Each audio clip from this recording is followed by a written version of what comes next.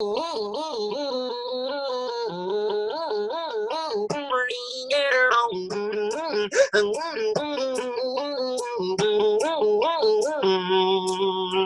the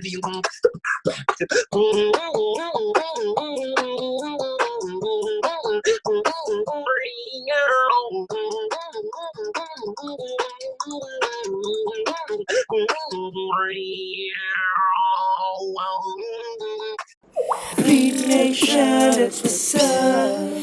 Beatnation.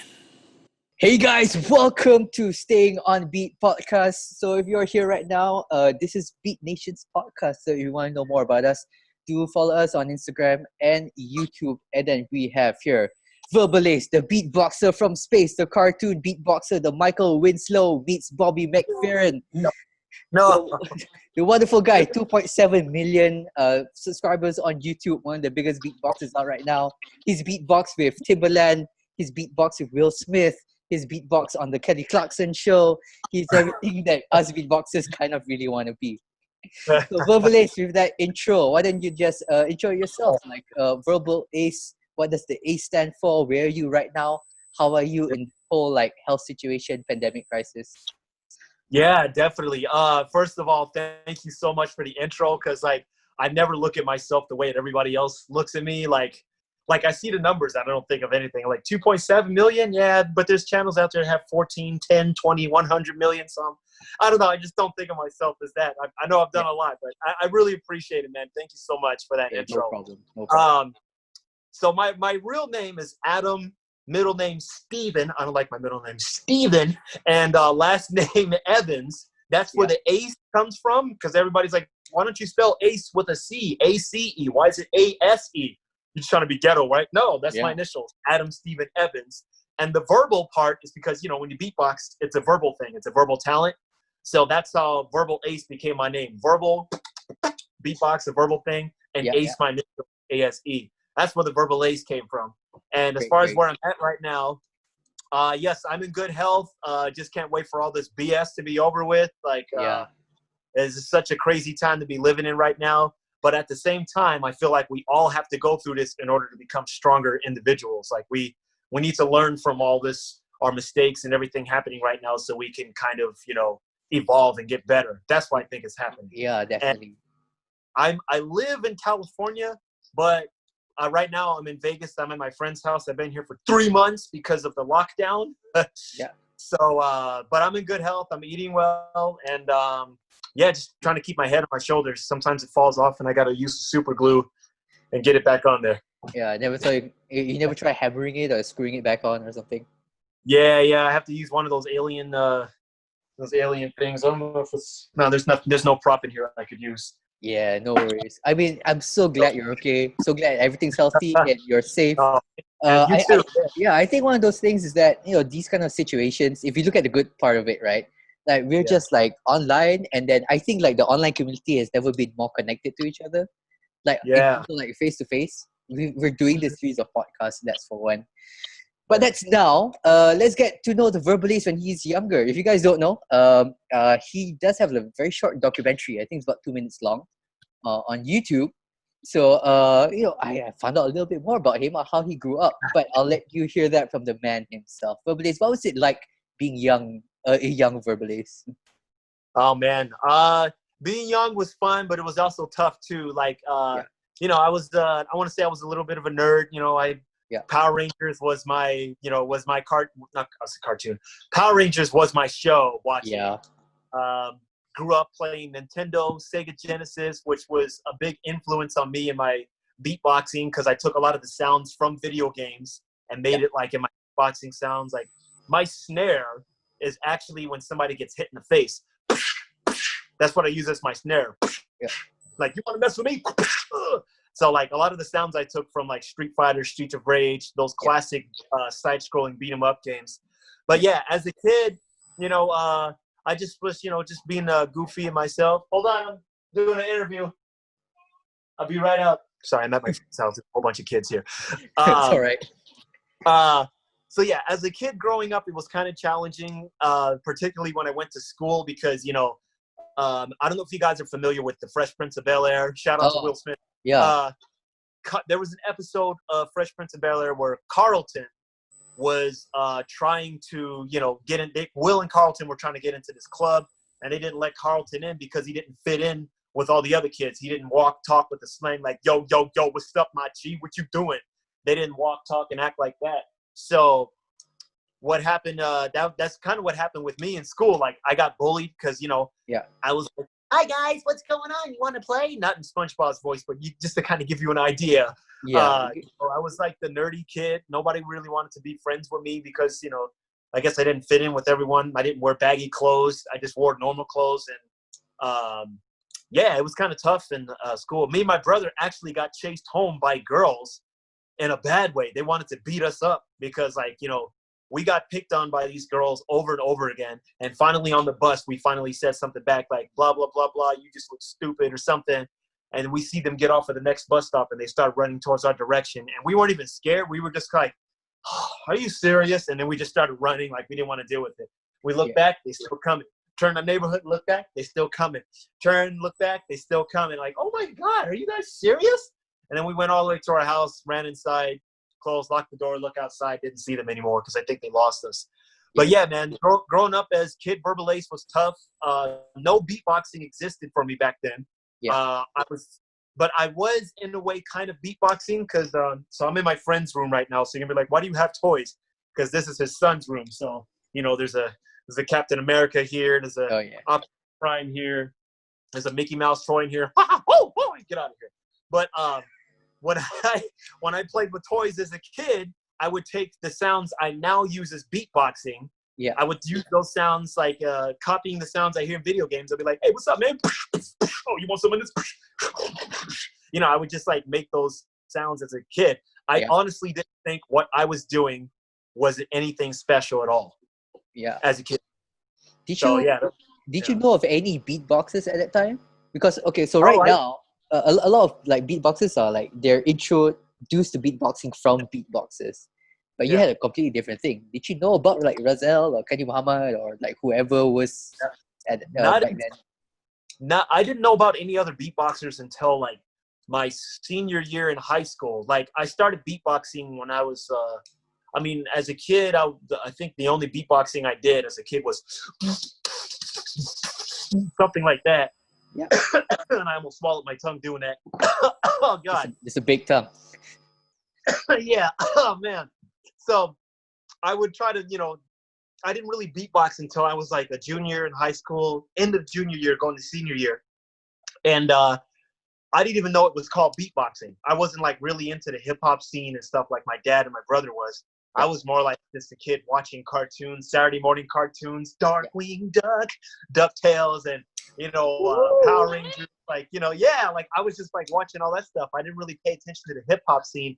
Even when I started beatboxing in high school, I thought it was called noise making or something. And everybody's like, what are you guys talking about beatboxing? I'm not beating up a box. Ask my ex-girlfriend, but I'm not beating up a box or anything. So, it wasn't until later, like my dad showed me like Police Academy, Dougie Fresh, Rozelle. He put like all this stuff on a CD for me so I could listen to. Yeah. And I was like, oh, okay. And I learned how to do the Rozelle, I think he did like some 4-element beatbox. Oh yeah, the fire, water, wind. Dress, quantum, or something like that. I remember. Yeah, I was. That's Kenny Muhammad actually. That's Yeah, I think you said Kenny Muhammad. Yeah. That's his wind technique. He's actually following me on Instagram too. It's pretty cool. Yeah. But I didn't really like. I guess like with beatboxing, I don't look at myself as a serious beatboxer. Like shout out to Kenny Urban, freaking Napalm, like Beatbox House. Yeah.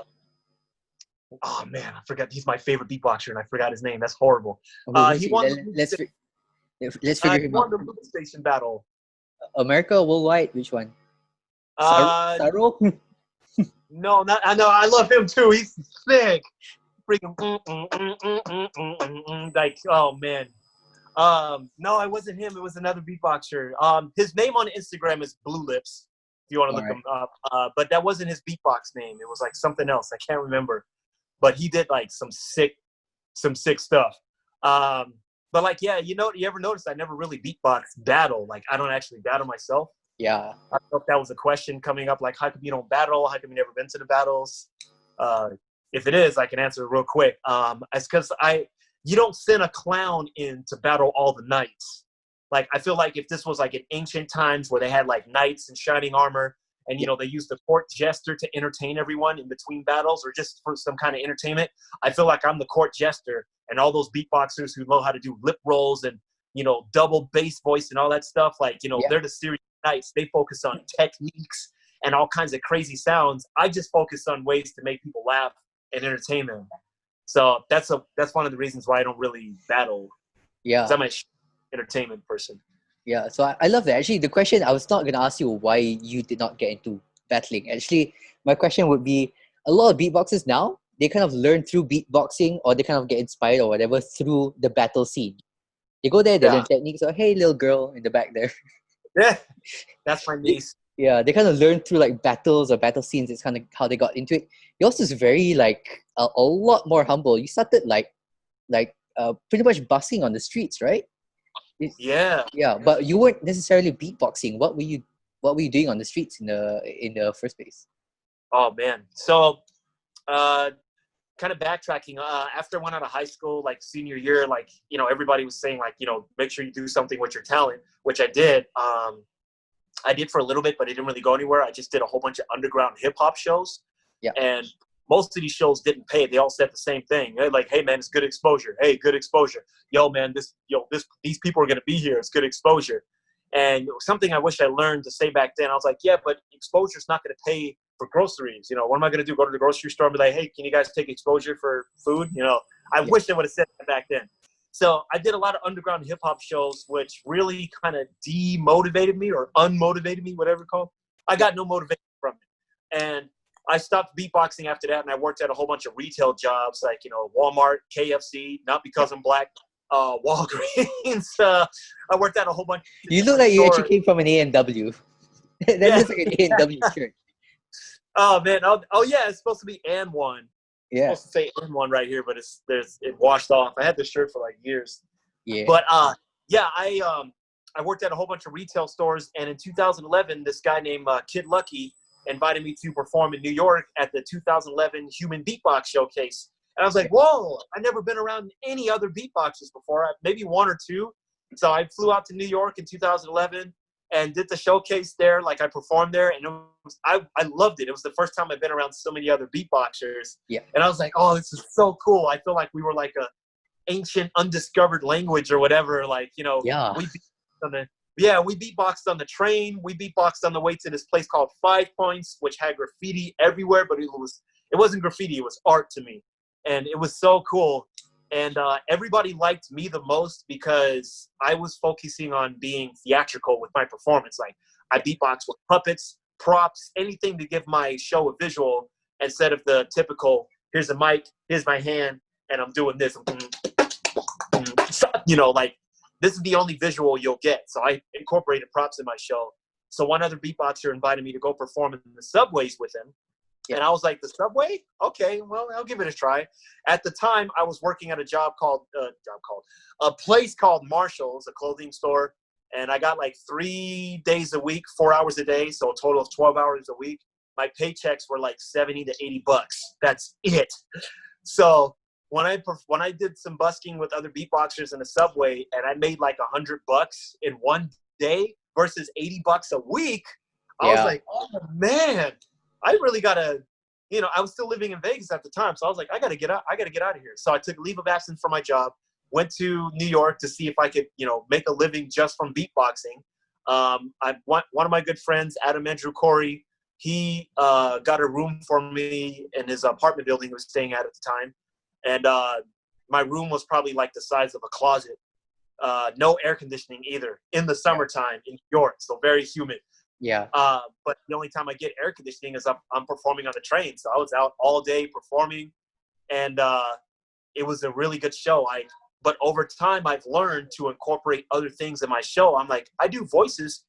Who says beatboxing just has to be just beatboxing? I'm entertaining people. It's still entertainment. So let me start incorporating sounds and voices and stuff and see how people respond. So slowly over time, I was like, hey, what's in your wallet? Oh, nothing. I'm broke. You know, I started incorporating different sounds and stuff in there just to see how people react. I'm like, whoa, wait, do that again? What? Doesn't everybody do that? No, dude. You know, so I started doing different stuff into my routines, and that impressed people more because, like, as rare as beatboxing is, once you heard it, you're kind of like not surprised unless somebody does something crazy with their voice, like a double thing. So that's something I wanted to apply to myself is like, you know, I'm not really a technical beatboxer. I'm more of an impersonation person. Like I do voices, I impersonate sound effects. So I wanted to incorporate those in my routine to kind of just diversify myself or make myself kind of stand out within the genre. I wasn't competing against other beatboxers. My competition was the genre of beatboxing. So so after I, you know, started incorporating these things, everybody, you know, really liked it. And this was me just performing on the train. And the same time I joined this music program called Music Under New York. This was in 2013. And I tried to do the same thing I did on the train on the platform, like in the train area now where everybody walks to get to their train. And a lot of people weren't stopping. I was like, okay, let me get a bigger speaker so people can actually feel the, you know, the kicks and the snare. So I got a bigger speaker and, you know, a few more people started stopping. I was like, okay, cool. At the time, I had the two machines called the Chaos Pad and the Chaos Relator. I was like, let me bring those out and see if people like it. And, you know, same thing. More people started you know, over time, I started adding more and more machines to kind of make I guess I built myself into this beatboxing DJ guy that does voices and all kinds of stuff. And I just, I don't know if you saw any of the videos on YouTube. I have this huge setup where I got a podium case. I got two speakers. There's a freaking TV there. And there's like lights everywhere. Like I put on the full show. And this was like all me kind of slowly adding things on as time goes by. Let me close this door so you get no audio interference in the back. Honestly, we couldn't hear anything other than you. Oh, okay. It's perfectly fine. But yeah, over time I started incorporating all these different machines, and my favorite machine I added to my show was this machine called the TC Helicon Voice Live. It like harmonizes your voice and stuff. So I started playing around with that, and I came up with this Crazy Train beatbox with harmony, and people freaking love that. They even like it without the machine. Did you layer it, or is it just one straight track? I can do it. Can you show us a little bit? Yeah. Okay. Ready? Yeah. Okay, so this is Crazy Train without the machine. It goes.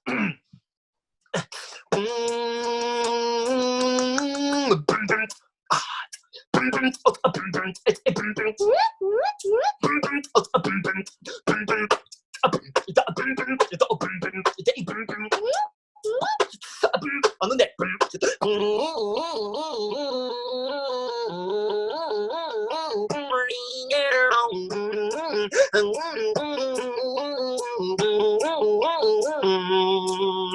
What the be?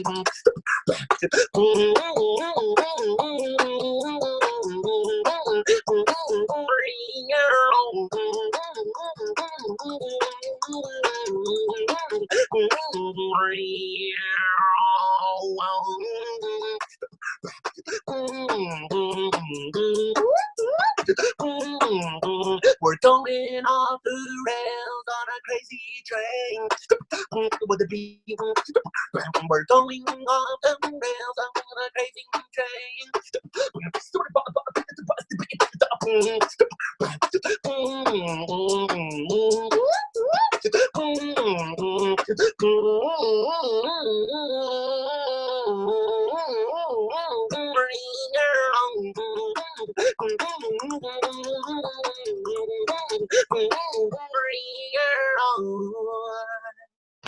Dude, that was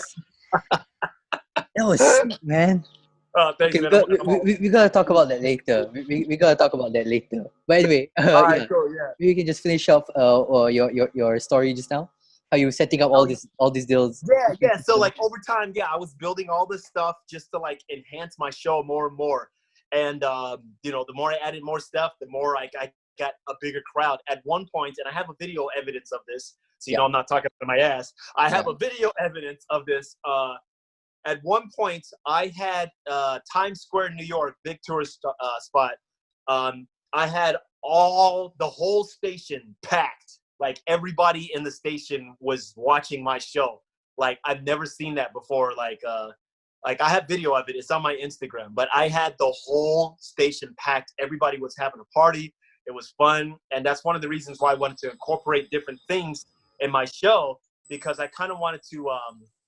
In New York, you're given a spot. Like you can perform for up to 3 hours, but if you're the last person performing, you can perform until your batteries die or until you feel tired, or until the crowd's dead. So beatboxing for 3 hours straight can kill your voice. I learned that when I first started performing with my equipment on the platform. So that's another reason why I wanted to start adding different stuff so I can kind of save my voice. So I started incorporating like, some of my favorite songs from the 80s and 90s into the mix, but like doing my own remix with it, either with my voice or something into the RC505 loop station where I could loop my voice and not have to like, perform for 3 hours. So I had like, I put some of the, party favorite songs into my beatbox mix. And sometimes I would be beatboxing with the track, kind of like a beatboxing DJ. And oh my God, in Times Square, I freaking killed it, man. Like I'll have to send you the link to it so I'm not making this up. Oh, I had the whole thing packed. And there's only 2 times I did that. Times Square and 14th Street Union Square, the cops came over to tell me I had to pause my show because people couldn't get off the train to walk through anymore because it was so packed. It was like packed, man. Every time I perform this, well, not every time, but a lot of times I perform in the subway. I would make like a party in the subway stations, and it was freaking cool. Real quick, do you watch Dragonball Z? Only in my younger days. Like maybe when I was like 5, 6, 7, 8, I watched it. Then I kind of tailed off. I started watching other stuff. I love making music. Like on the PlayStation 1, I had this music game called MTV Music Generator on the PlayStation, like old school PS1. But I love making music. So I made like, not on the MTV Music Generator, but like my music program on the computer. I made a Dragon Ball Z remix. You know how like most songs today, like most EDM music, they'll do like this riser before the bass drops. They'll be like, and then it'll be like, let the bass drop, and they'll do something crazy and everybody go, oh! So in one of my tracks I made, I did a Goku build-up thing, but it was Goku saying Kameha. So it was like, and there's a video on Instagram. It always gets me hype. Somebody recorded it and they gave it to me and I had the video footage. I had 15 or 20 people doing a Kamehameha with me as the beat goes up, Goku's blast. And it was everybody versus me. And right when I dropped the bass, everybody blasted me and I pretended I got blasted. It was in Union Square. We were all having a good time, man. Like, that's great. It's honestly what I love about performing so much. Like, I don't do it to like make me like, hey, it's all about me. It's honestly all about the crowd and making them feel good. Yeah. And that's what I really love about being an entertainer. Yeah. So, yeah. And that to me is the best thing about like when you're busking on the streets, whether it's on the train station, Union Square or whatever. Because when you're at an event and you're beatboxing, people are there to watch the event, so they kind of stay there by virtue of going there. But to stop people on the streets doing their day-to-day stuff just to sit and stand and watch with you, that's like, man, makes my hair stand, man. That's kind of like the dream of every performer. That's kind of the dream of it, man. Now, one thing I realized, you're doing all these voices and all these things on the streets. Do you get anyone like shouting you to do like impersonations or whatever? Because it's something Beardy Man does. Like some people would like shout SpongeBob in EDM or something like that. Do they do that to you? No, they haven't. Some people come up, like I'll do like a little interview with the audience. Like I do my show and then I'll do like a little back and forth. Yeah. And people ask me if I could do a voice impression. Sometimes the kids will ask me to do an impression of a character that I'm like, I got to hear his voice first, and then I got to practice. Because when they ask you to do an impression, you got to have it in your like library of sounds, or they kind of put you on the spot. I'm like, do Donald Trump going to the bathroom? Okay, let me see. No. You go on that side. You know, I don't know. It's just kind of like whatever comes to your mind. Yeah. I got to learn from. Shout out to Wayne Brady if he hears this. Oh, I Wayne love Wayne Brady. Brady. I Yeah, was a he's huge fan of Whose Line. Whose Line was like, I watch Whose Line almost every day. dude. He sent me a voice message a few days ago. Like, we're friends. Like, it's freaking crazy. Like, I'm friends with Wayne Brady. What's it like through your beatboxing and all your impersonation and everything? You get like people like Will Smith following you and Wayne Brady following you. What's that like, man? People who you look Did up you? to, people, it's like, and now Yeah, they're man, fans of you. oh my God, man. Like, so I'm gonna post something on Instagram, probably like next week or something, because it's been a year since I met him, and people don't know, like, he's such a huge influence on me. Like, I grew up watching Fresh Prince of Bel-Air. One of my favorite movies was Independence Day, Men in Black, I, Robot, like, I Am Legend. Like, I love all his films. I still need to see, what was that other one? Hitch, yeah. But like, so I used to talk about Will Smith as a joke, not like, you know, making fun of him, but like, what you doing? Oh, I'm gonna be hanging out with Will later. So for that to actually happen, like I was actually hanging out with Will Smith, I felt like a dream, man. Like words cannot describe how surprised, shocked, and I don't know if you saw the video where it was like on a Spanish show called El Humiguero. I was actually a surprise for him. Yeah. I don't know if you saw the footage where like Will. So like he's on the show El Humiguero. At the time he was premiering and promoting his movie Aladdin, and before he went on that show, he shared like 2 videos of mine, and the second one he said he was obsessed. I'm like, oh man, what? That's crazy. So like these people on the show, it was their 2000th episode. They flew me out there to surprise Will Smith. And he had no idea I was there, but he was like, you know, he knew of me.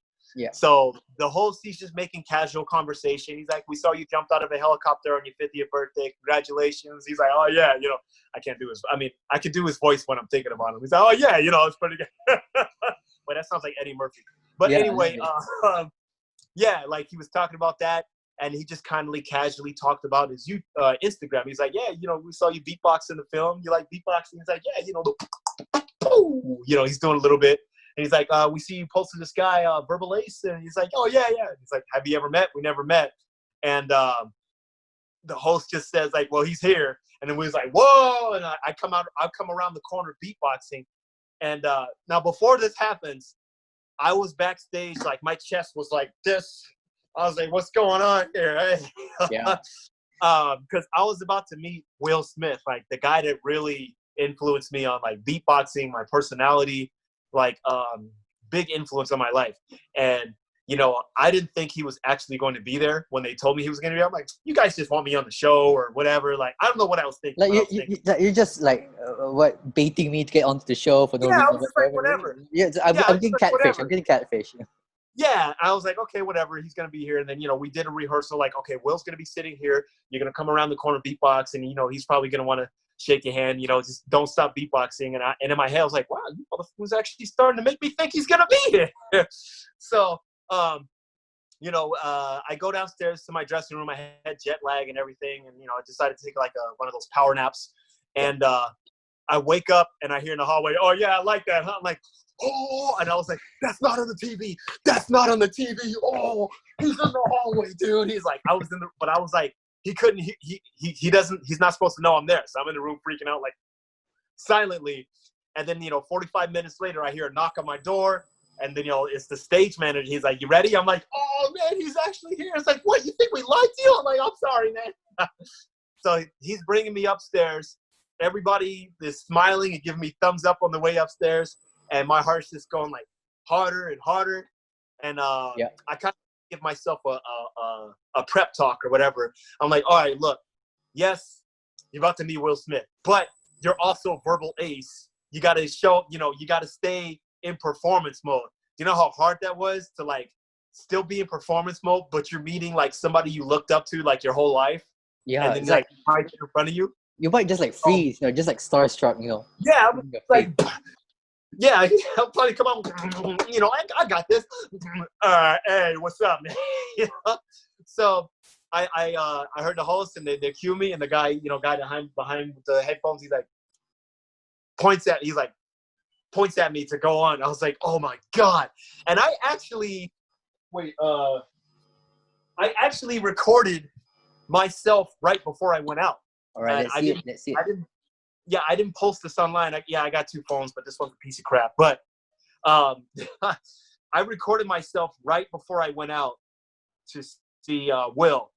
And you can't hear me, but my exact words, I say, oh my God, I'm about to meet Will Smith. Holy shit. That's what I say. Let me see if I can find it. You ever notice smartphones don't act smart when you want to? Yeah. It's like the minute you want them in, right? They're like, nope. We're gonna make you. Yeah, exactly. Yeah, exactly. Where is it? It's saved in an old phone, I assume. Yeah. Well, it's not too old. It's an Android Galaxy something. Okay, where is it? Wait, I'm getting close. There's a lot of on here. I'm sorry. Oh, wait. Yeah. Okay. I don't know if. Let me see if I could try to. It'll repeat on here, but let's see. Oh, you know that. So right here, I said, backstage, I'm about to meet Will Smith. Holy shit! Woo! And let's go. How long ago was that? So this will tell me the date. This was oh my gosh. Tomorrow it'll be a year. I don't know if you're able to see that. May 10th, 2019. Oh, it's May 10 right here, like in my country. Yeah, man. May 10th, 2000. Oh, so yeah, a year ago from today. Then. Yeah. May 10th, 2019 at 5:06 p.m. is when I'm about to meet him. That's when you should post it up. You should post it up, man, and then tag him. It's like, yo, Will. I know. I mean, check this out. It's kind of tough though, because I don't know if you noticed, but he shared a video of mine recently, like a few days ago. I don't know if you saw it. Oh, no, not yet. Yeah, Will Smith, he recently shared a video of mine like a few days ago. Like I did a Will Smith challenge. I was like, I didn't think it was going to post it. I was like, I'm just going to do a challenge. Something he did in Fresh Prince of Bel-Air. There was a whole bunch of dinner glasses with like water in it. Yeah, I saw that. Yeah. So I did like a little beat. I did a beatbox, the same thing. Yeah. I didn't do the exact same beat, but I did something, kind of reference it or whatever. Yeah. And he reposted. He's like, that's hot. And he put @Verbalase. So I'm like, oh, he posted it? What? No, I didn't react like that. I reacted like, oh my God, he posted it, bro. I showed my friend. I was like, I'm about to freaking cry right now. That's so cool. Oh, dude, that's sick. Yeah, like that's the 3rd video of mine that he shared on his page, and he's still following me.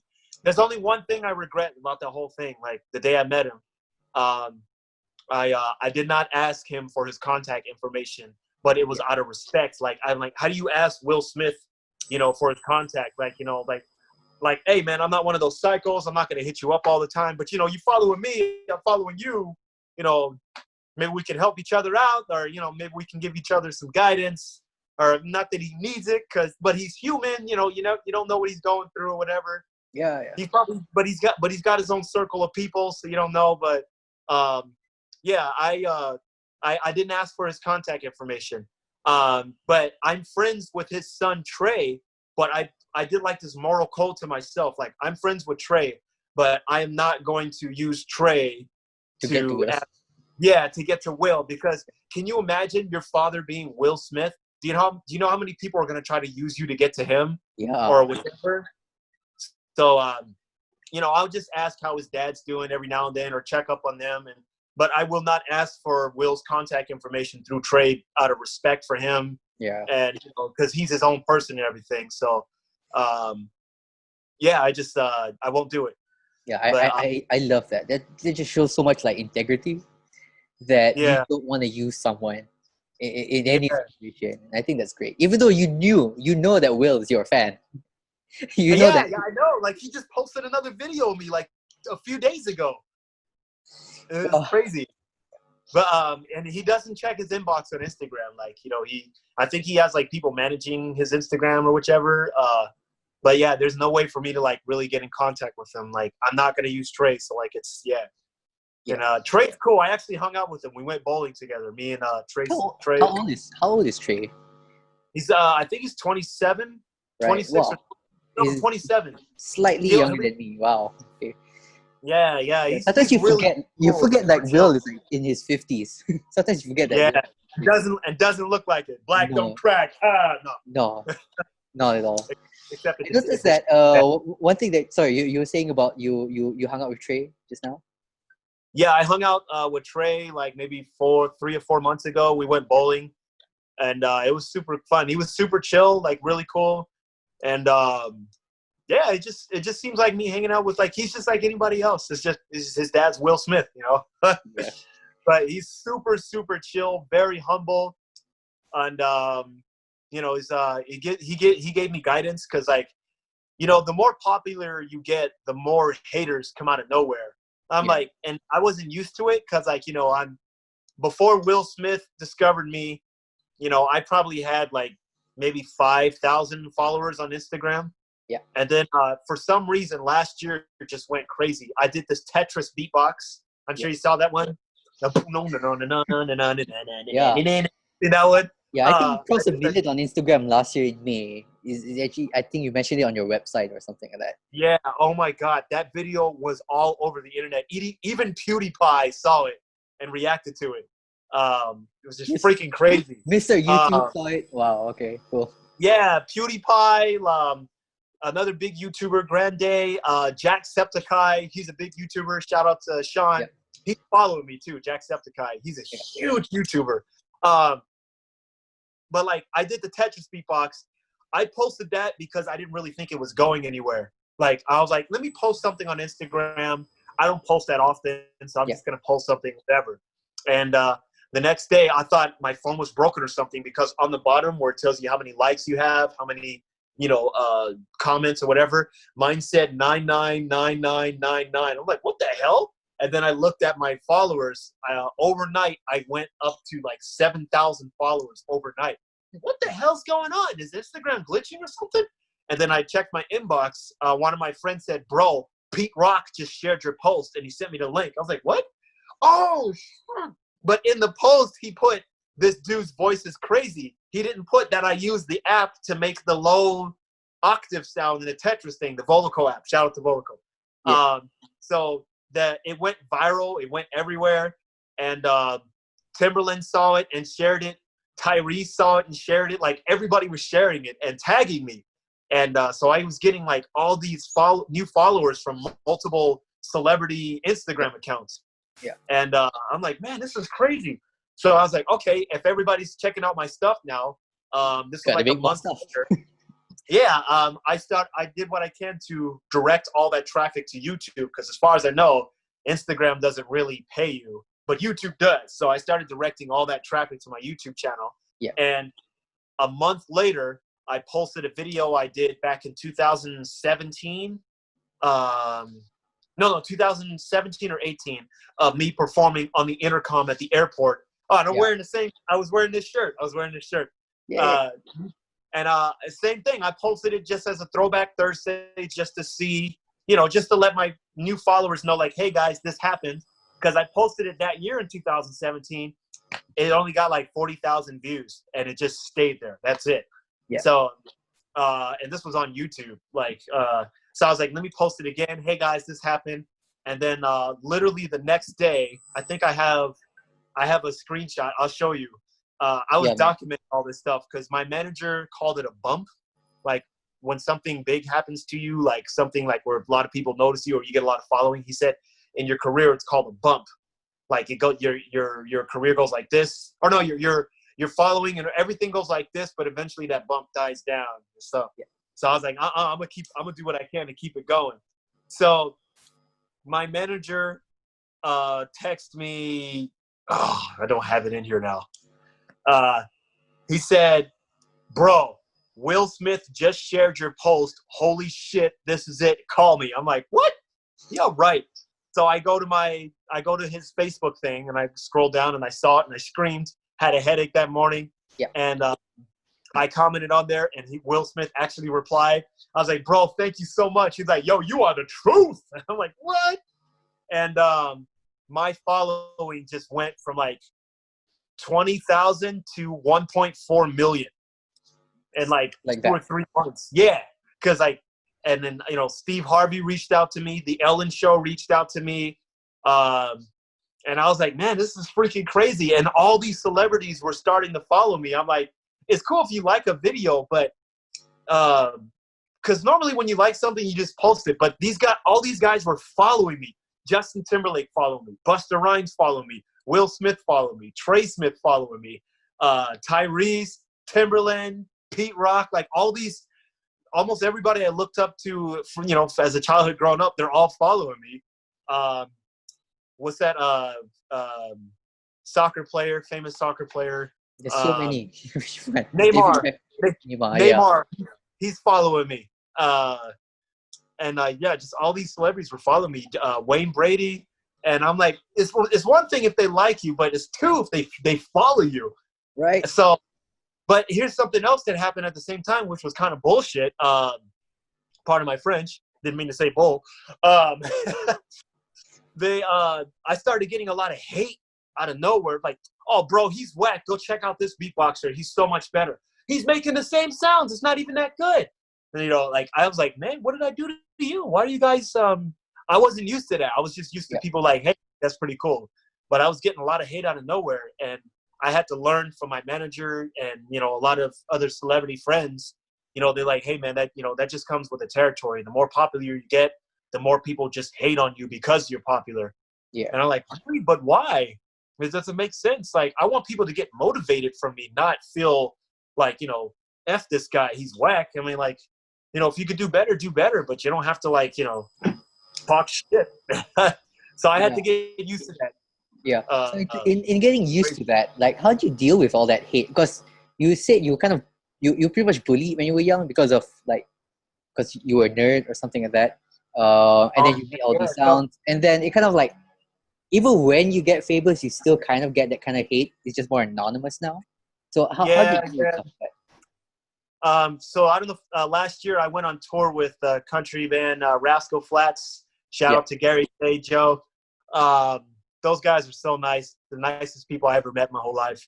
And before every show, I opened up for Rascal Flatts. And this is me performing in front of 15, 20,000 people, like kind of intimidating. But the lead singer, they're all lead singers, but Gary, he told me that 15 years in his career, he said he hasn't read a single comment about him. He just doesn't read it because, you don't want that to feed into your head, whichever. So that was good advice I got because I was on tour. I hung out with him. But yeah, he said, he never really pays attention to the comments or things people say about him. Like just the negative comments or both, like in general? Both negative and positive. Like he just doesn't read it. I was like, man, that's really good advice. But I do want to, talk to my fans. I don't want to post something and then, not reply to some of the comments or even favorite some of the comments.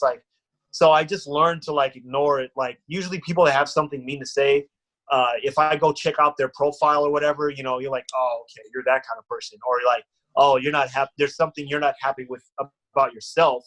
So you're projecting how you feel about yourself onto other people. And Trey actually taught me that. Shout out to Trey. He said his exact words was I learned that there's no such thing as haters. People who decide to leave mean comments to you are really people projecting how they feel about themselves onto you. So if they see that, you're doing something with your life that they wish they were doing, like you're still stuck at KFC or, Walmart or retail job, all places that I've worked at, but they see that somebody else is living the dream, doing what they want to do. Some people, they don't feel happy for you. They get mad. They're like, oh man, well look, he's doing what he's got to do, but I got to stay at the shitty job. Yo, bro, your beatboxing is whack. You sound like you're farting on a toilet. Go get a real job. They'll just, or they're just trolls. They'll troll you because they're bored. So that's what I've learned over time. a lot of Beatbox House, they did a video where they were reading mean stuff read about them and they made it funny. Just kind of turning poison into medicine.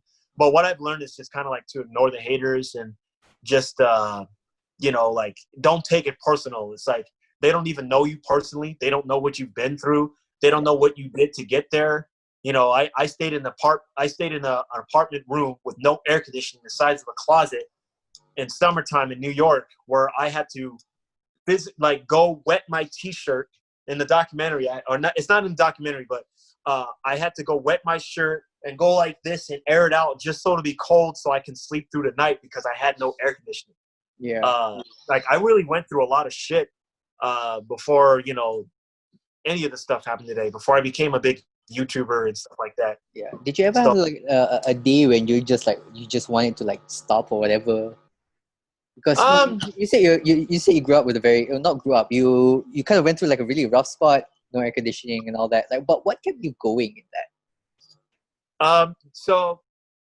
A lot of times, so when I used to perform in the subways, I would take maybe 400 to 500 pounds of equipment with me, and this equipment I used on an electronic hand cart. So I didn't have to physically pull the weight, but the cart didn't break down, and the cart weighed 135 pounds by itself.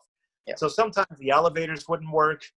So I would have to physically carry all this stuff upstairs. Sometimes, you know, some New Yorkers will help me. I'm like, man, I love New York. People will help me bring the stuff upstairs, and some people will help me watch my stuff, and, you know, it is really cool. But the thing I didn't really like about it is I didn't have a car. I traveled by subway train. My apartment was probably a 10 to 15-minute walk from the subway station in Jersey City. I lived in New Jersey. And I wouldn't want to take the stuff because, you know, I love performing, but I didn't want to, like, physically go there. And then, you know, sometimes I would perform and I wouldn't make that much money. Like, you know, I'd come home with like $125 after being out for 6 hours performing really hard. And then I would come with my stuff at 3 o'clock in the morning. Every time I go out and perform, I would get back around 3 o'clock in the morning. In a little bit. Say hi. This is my niece, Ruhi. Hello, Ruhi. Where's your teeth? She's growing her front teeth. Nice. I have a daughter too. My daughter just grew teeth. Like she now like has like full set of baby teeth. Yeah, go ahead. It's right there. But yeah, it really sucked. And then also the cops would give me a hard time in the subway. Like, I know I talked about me getting the whole station, everybody like, oh, I had to go. Oh, okay. Yeah, sometimes, you know, the cops would give me a hard time. I hate it when cops do this. Like, I have speakers about maybe that big, right? I know the video doesn't do justice, so let me stand up. I would have speakers about this big, and, you know, because I gotta make my music go over the trains. So the cops, some of these cops, they would purposely stand right next to the speaker and be like, your music's too loud. I can't hear my walkie-talkie. You got to turn it down. And, you know, sometimes the cops will give you a hard time. So it was between the cops, me not wanting to come back with my equipment with 3 o'clock in the morning. And also some of these musicians in the subway told me that they've been down there for 26 to 30 years. And I'm like, I love performing, but I don't want to be stuck in one place for like 20 or 30 years. Where's your progression as an artist? Where's your human revolution? Like, you're supposed to improve and get better and not be in the same place metaphorically or physically. You know, there's no growing or whatever.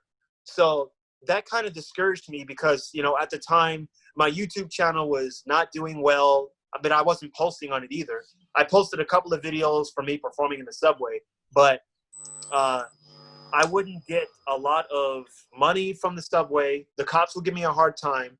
I would have to take my equipment with me everywhere, which was heavy as hell, and be back at my apartment 3, 4 o'clock in the morning. And I would be physically exhausted because I give all my energy every time I perform. I'm dancing, I'm pointing and stuff. Like, I want people to see I'm having a good time.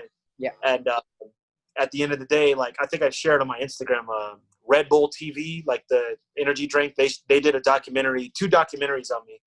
And then, you know, in the documentary, I'm like, oh yeah, I still got to take this stuff home. You know, it sucks. And, you know, and I didn't want to stay in one spot. So at that time I felt discouraged. I didn't feel like, you know, like, I want to keep beatboxing, but I don't want to be in the same place. I want to do something different with my beatboxing. So, you know, still doing the same routine. And then I met this girl who, I don't want to say changed everything, because our relationship didn't work out. And, you know, as a human being, I think everybody can relate to this. When things don't work out between you and the girl, or, you know, for guys, you know, whatever. When things don't work out between you and the girl, for me, it's me and the girl. For me, it's me and the girl. When things don't work out, you know, we get depressed, we feel sad, you don't feel like doing anything. So I kind of like attacked my own mind. I was like, you know what? I know what I'm going to do. I'm going to sit at home and be depressed, not think about, you know, think about what we could be doing if we were together. Basically, I tried to make a long-term relationship out of a one-night stand. Yeah. Yeah. I get what you mean. I get what you. We've all been there, to be honest. Yeah. So, you know, I was doing everything I could for this girl to make her happy at the expense of my own happiness. And she said she didn't want to be in a relationship because she would feel trapped. So I was trying to do everything I could to not make her feel that way. And ironically, I was the one that was trapped. But I think that happened for a reason, because I'm a Buddhist. I chant Nam Myoho Renge Kyo. So this has been on my mind for a long time. I was like, I really want to get out of the subway. I want to do something different. So since she completely destroyed my heart, and I was like, you know what? Let me take this poison, all this time I have, and focus on something different. So I started focusing all my energy into my YouTube channel, not performing in the subway, not coming up with different routines to perform in the subway. Yeah. I shifted my energy to my YouTube channel. So I started doing beatboxing remixes to everything I grew up with: Street Fighter, Mortal Kombat, Super Mario Brothers, Dragonball Z, the classic from Toonami, Cartoon Network, you know, Halloween shows. Like, I just started putting out beatboxing remixes. But at the time, I did not have a laptop. So what I did was just pretend this is a flat screen TV. I had a TV like in the background, and as I was beatboxing, it would play images. Actually, wait, this is what I used. So let me show you real quick. Was that an iPad? Yeah, it's the iPad Air, the display model, the first one. So it's pretty old. But I would do, like, you know, my Ninja Turtle beatbox and all kinds of different things. But the TV would be playing visuals in the background to go with my beatboxing, and people liked it. And I did a Transformer beatbox. The recent one I saw was your battle, the cartoon beatbox battle, like Thanos. Pikachu. Yeah, Pikachu. Oh, Patrick versus Thanos. The Thanos, and then Darkseid and Deadpool and stuff like that. Yeah, man. So like this, I used like just visual. So I was like, Teenage Mutant Ninja Turtle, like in a robot, Teenage Mutant Ninja Turtles, Teenage Mutant Ninja Turtles, Turtles in a Half Shell, Turtle Power, Turtles in a Half Shell. And I just did like some, like, you know, just visuals in the back. And this, I was like, you can't really see it. I was like,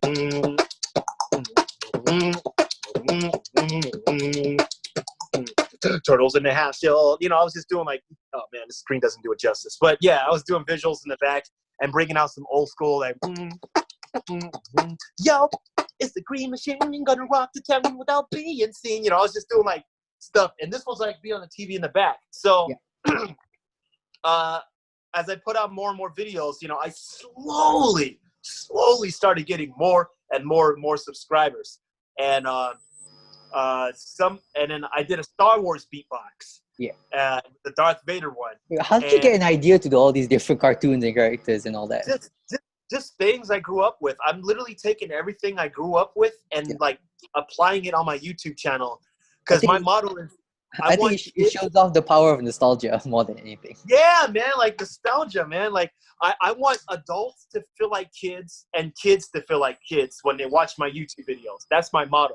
So I took everything I grew up with, everything that still makes us kind of like have that childlike mind, and just started beatboxing remixes with it. And my Ninja Turtle beatbox, I think it's got like 4 million views. This is when it was just me with a mic and a TV in the back. That's it. And at the same time, this was me just trying to focus my energy on YouTube instead of thinking about my ex or whatever she was, like thinking about that. I was like just focusing my energy on there. And I did the Star Wars beatbox, the Darth Vader beatbox. You know, I did like a Darth Vader beatbox, and Google saw that. They were putting out oh my God, my phone went off. Not you, Google. All right. So they're listening to us. People who work for Google, they saw that, and they reached out to me by email saying, would you like to be in the Google Pixel Star Wars commercial? I'm like, what? Hell yes. So it's a Google Pixel 2 phone, and it was a commercial for The Last Jedi movie. And, you know, I sent them a video of me doing my Star Wars beatbox with my jacket and everything. And they liked it because of the same thing going back to 2011, me being theatrical with my performance. You know, I'm pointing, I'm moving around. Like most beatboxing, not talking crap or any way, but, you know, a beatboxer usually has the same persona as a rapper, where they have the mic and, you know, they're doing this, they're vibing with the beat. You know, this hand is all you get. But me, you know, I'm doing that too, but I'm like making faces and I'm doing like, I'm really into it. And they said they really liked me because they looked at a whole bunch of other beatboxers, but they liked how I was just different. You know, I do like crazy faces, sounds, and I'm like pointing and, you know, just really animated. So they said they really liked that. So they flew me to California. They, you know, they had the guy there with my name, you know, Evans. I'm like, oh shit, this is cool. They put me in like I think a 5-diamond hotel or something. Diamond. Like, this is my first time. Yeah, man. We're past stars at this point. Oh my God, man. And like the plane ride was like first class and stuff. I'm like, damn, Google's got that kind of money. And yeah, they do, because really just for them to get the authentic lightsaber sound, the audio of the lightsaber sound cost them $600,000 to get that sound. Yeah. Wow. Okay. Props to the guy who made that sound. Yeah. Oh my gosh. Unless he gave away his rights to it. But yeah. Oh, hold on. I'm gonna close the door. Cool. Here, just again. Yeah. He's so cute. Yeah. So like, yeah, she follows me everywhere. I can't leave. Like, if I leave, she'll be like, "Where you going, boy?" Wait, what happened to your voice? All right, I'm just making sure that, you know, I'm getting your toys for you. All right. Okay, so like, yeah, they flew me out to California. I did the Star Wars commercial, and they paid me like $5,000 for the commercial, which, you know, to me was like, holy shit, this is the most amount of money I ever got in my entire life. You're talking about a guy that did nothing but busking all the time, coming home with a whole bunch of ones, looking like a stripper, you know. So I'm like, oh my God. So I want to be, at the same time, I still have the same mentality. You know, I broke up with a girl. I still want to focus on my career. So I'm like, I'm not going to be stupid with my money. I don't want to like waste it on like, you know, get some flashy clothes. Let me buy some shoes. Let me get some, you know, new video game, flat screen TV. Let me get all the stuff that. Yeah, you went straight back to the grind of it, you know. Yeah, I went back to the grind. So I was like, I'm not going to go out and buy a whole bunch of like music equipment and get back in the subway. Where's the point of that? I got this because of my YouTube videos. So let me take a little bit of that money and invest into my cartoon beatbox series, cartoon beatbox battles. At the time, I haven't released a video. Okay, I'm almost done the interview. Almost still doing 10 more minutes, honey. 10 more minutes. Yeah, 10 more minutes. There's here, take the switch. I'll be done soon. Okay, so 10 more minutes, right? yeah. 10 more minutes, honey. Don't worry. Like I said, where you going, boy? I was making sure that, you know. Okay. So I used the money from the Star Wars commercial to invest into my cartoon beatbox series. I did one episode with my brother, and we didn't release an episode until, you want the phone, Drew? I didn't release an episode until about 2 years. Oh, she's going to play with you? So this is my nephew. Hello, nephew. What are you wearing? It's his birthday today. Oh, nice. Mommy, wait. Isn't it like really late at night right now for you? Shouldn't it be asleep? Yeah. No, it's only 9:34. Oh, right. Cool. Not late for me. So, where was I? Yeah, I used the money from the Star Wars commercial to get, you know, pay for cartoon beatbox battles. And I wanted to put out a second episode to see if I have the same response as the first one that me and my brother did. That's the only video on my channel that had over 1 million views at the time. My Ninja Turtles was good, but it didn't have over 1 million views. I think it was like 100,000 or something. So I was like, let me release the second episode. But the animator I hired for the second episode was not good. Even though the animation was horrible, it still got a lot of views. Like it went up to like 1 million real quick. I'm like, what? Because I think people like the concept of seeing cartoon characters beatbox and they're battling each other. Because before, you wouldn't see that anywhere. Like, you know, you only see snippets of cartoon characters beatboxing. Yeah. So I was like, okay, people like it. Let me do some more. So I released the third episode, but I spent a lot of money on that. And that was Pennywise versus the Joker. I don't know if you've seen that. That almost has 60 million views today. Wow. Yeah. And when I released that, it was huge. It was huge. Like my YouTube revenue, your earning your monies went up like this. Yeah. And but now is there a problem with like the monetization? Do you get demonetized a lot for using copyrighted characters? No, you get demonetized for using audio, copyrighted audio. YouTube has this thing called fair use. As long as I'm not taking the characters' clips from different cartoon shows, like actually taking it. Okay, if you want me to play, you got to let me do this interview, and then I'll be done. Okay. Oh God. Oh God. We're good. We're good. Yeah. Okay, you got to let me do this interview, please. All right. I'll play with you. I promise. I pinky promise. That's what I want to play. Castle Crashers. Video game, one of my favorites. Beat 'em. Okay, so okay, if you don't let me finish, then I won't be able to play. You can play if you want, or take the iPad. I want to play Castle Crashers. Okay, then you gotta wait for a second. Okay. All right. Backtrack. Yeah. So yeah, you don't really get copywritten for the characters as long as you're redrawing or reanimating them and putting them in different sequences. Like, because I spoke to YouTube directly about it, and they're like, "No, dude, you're fine." Like, Nickelodeon and Disney are aware that I exist because I did the Star Wars commercial, and you know, they looked at my YouTube channel, they saw the video, and yeah. So like, I'm good as long as I don't claim the characters as my own or try to sell merchandise with the characters. You know, they'll be like, "Hey, what you doing at not hey?" So that was very real.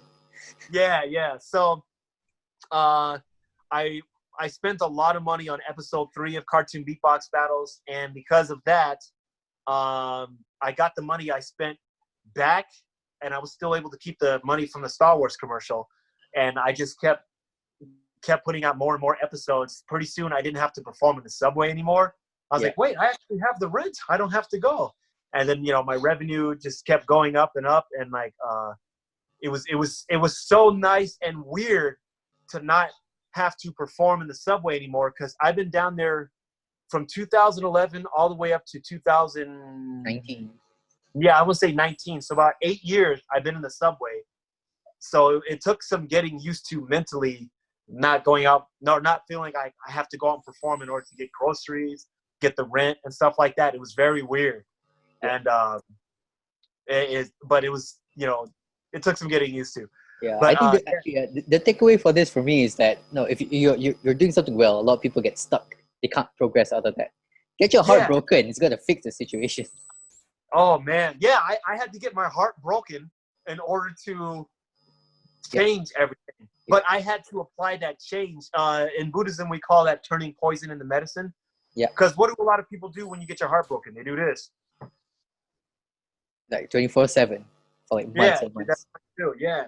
So like, I think if everybody can learn how to, like, even if you're not in a situation where you feel broken, you got to learn how to apply your energy in different places so you're not stuck doing the same thing all the time. All right. Yeah. So since the kids back there are getting restless, let's end this with just 3 more quick things. The first of which is that we're in the era of creating content, TikTok, YouTube, so on and so forth. How do you, what are your tips for beatboxers to create original content? Yeah, that's what you do. Yeah, I would say be original. Don't try to be like everybody else. Everybody's trying to do dubstep, lip rolls, and bass, and like, you know, it's cool, but like, you got to do something where you can try to turn it into like a career. Like, is it going to be a career or a fun hobby for you?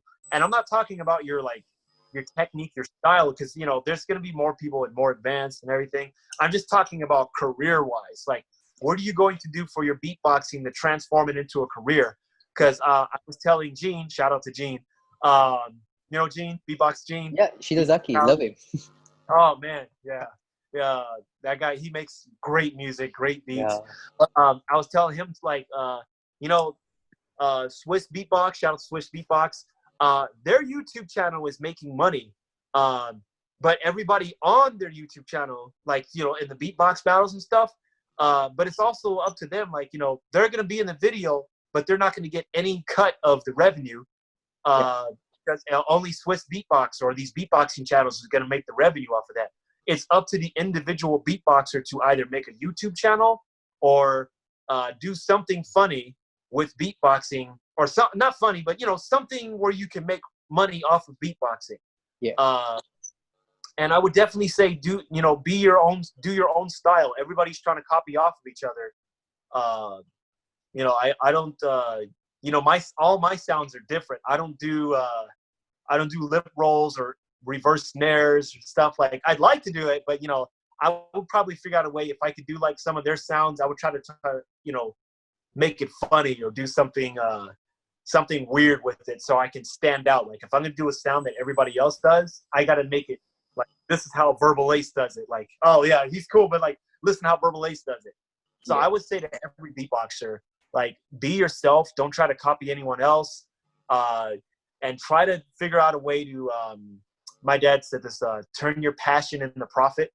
Because the last thing you want is, like, you know, you're like 50 years old, you're talking to your kids who are in college or whatever.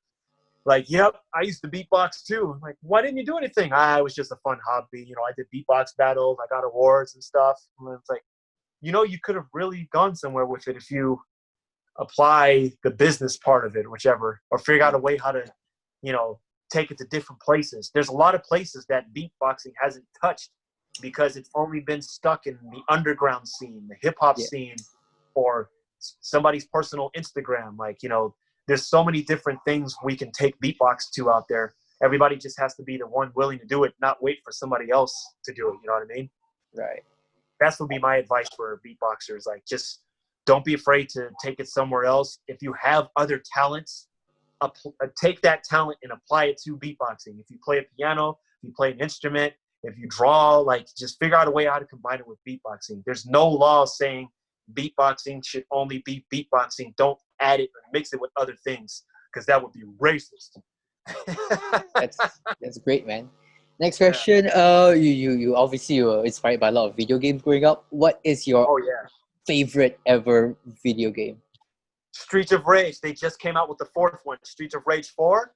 Yep. Oh my God, man. Because those sounds in the game are actually a lot of my beatboxing sounds. I would say it's a combination of Streets of Rage 4 and Batman the Animated Series that came out in the 90s. On I love that. Oh my God. Great. That was so great. Batman. Yeah.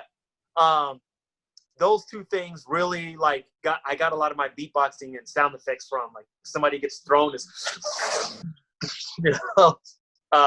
But yeah, Streets of Rage 4 is like my all-time favorite game, because, you know, it's a side-scrolling beat 'em up. You don't have to figure out like a magic spell or do this and that. It's an easy pick up the controller and just start beating people up. It's so fun. Yeah. Me and my brother played that like our lives depended on it. Yeah, we like, played it all the time. Me and my brother was like, we were obsessed with Digimon Rumble Arena. Oh yeah, It's man! an amazing party game. Every time I hang out with my boys, it's like that's the game we put on first. Oh my gosh, I really thought they were gonna make a Digimon versus Pokemon like battle arena game where Digimon and Pokemon could fight for the first time, but they never did that. No, Digimon, it's like Marvel versus Capcom, and then like Smash Brothers versus Pokemon. But but to be specific, it was Streets of Rage 2, not the first one. Streets of Rage 2. But yeah, man, video games are great. That could also see like just like that right there. That could be something else. I think a few beatboxers have done this where, you know, they'll be like either on Omegle or, you know, video, you know, playing Call of Duty or Fortnite or Apex, something online, and you're like, hey man, check this beat out. You know, do like a beatbox online or make your own theme song. like you turn the music off in the game and you're like trying to sneak up on somebody. Yeah. Oh, I died. Game over. Shit. You know, like there's many different ways you can make beatboxing and incorporate it in different things. But like, yeah, if you're a video gamer and you beatbox, those two should go hand in hand. But yeah, video games was definitely fun. I still like the old school games.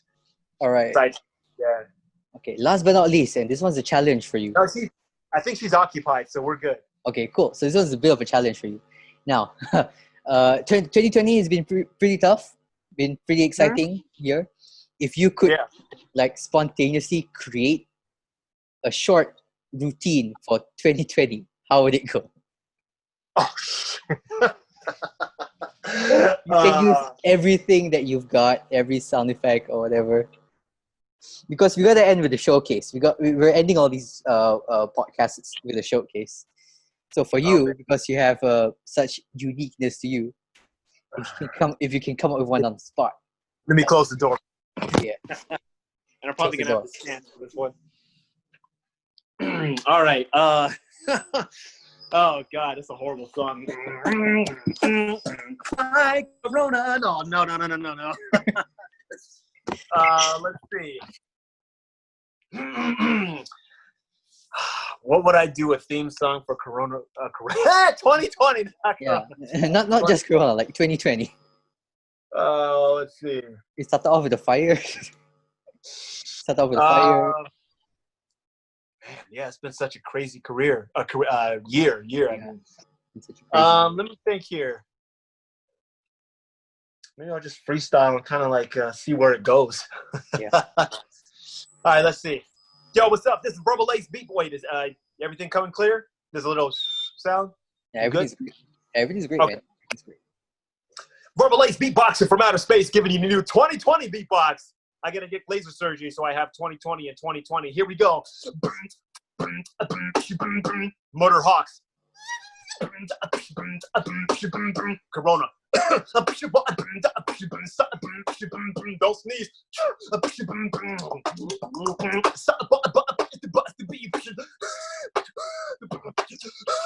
What's wrong, Patrick? I got the Corona.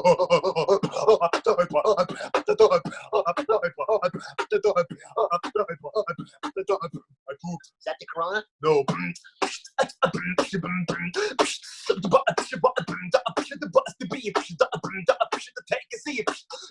Stay home, leave her alone, don't go out unless you want to pal.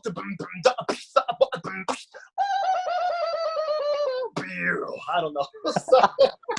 That was it. I love the fat voice in the middle, though. Like, wait, does he have the Corona? Look at him. No, he's just having a seizure.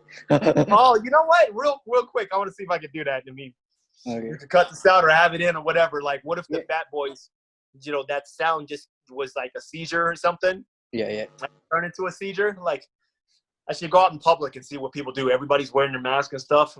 I'll be like, no, people probably freak out like,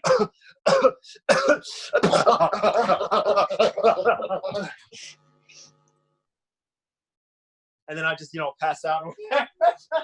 All right, great, man. Verbalase, thank you so much. I enjoyed this a lot. This is one of the most enjoyable podcasts I've ever been, man. I say this is with no caffeine either. This is just me. This is like you at night after everything you've done today. I don't know what you did. Yeah, man. This is at night, like before you go to sleep. It's like, holy man. Yeah. I don't know where that came from. All right, thank you very much, man. Any final notes for any beatboxers out there or whatever? If you have any like running projects or whatever you want to shout out, this is your chance to do it. Oh yes. So I have a cartoon series coming up really soon. It's just gonna teach my basic beatboxing sounds, cartoon beatbox battles. It's gonna be called Cartoon Beatbox Lessons. And I think what I'm going to start doing is incorporating other beatboxers as guests in this show. Yeah. So if they want to teach kids how to do different sounds, they can. So like the show takes place, I'm on the Verbalase spaceship, and it's I'm just going to be teaching kids how to make different sounds and stuff like that. But it's not going to be super cheesy. There's going to be like jokes in there and stuff. It's not going to be like, okay, boys and girls, today. But no, I don't want to do that. It's going to be super cool, really, chill. I want to make it have like the 80s, 90s feel or whatever.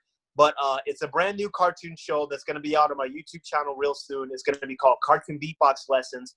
The first episode is going to be me just teaching kids how to make basic beatboxing sounds. But as each episode goes on, I want to incorporate other guest beatboxers in there.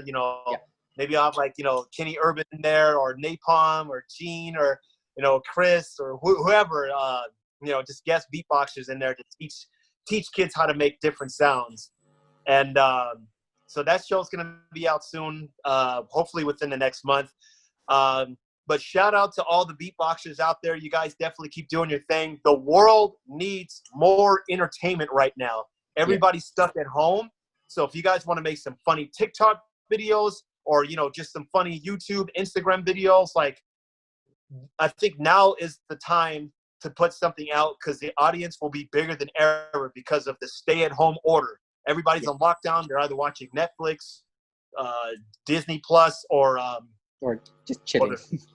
Or they're in the room having a good time. All right. So, make more videos, guys. That would be my advice. All right. Thank you so much, Verbalase. And that's it, guys. Do follow up with all of Verbalase happenings, like Instagram, Facebook, YouTube, everything. You guys know where to find him. Okay. Hell yeah. All right. Thanks, guys. Beatnation, it's what's up.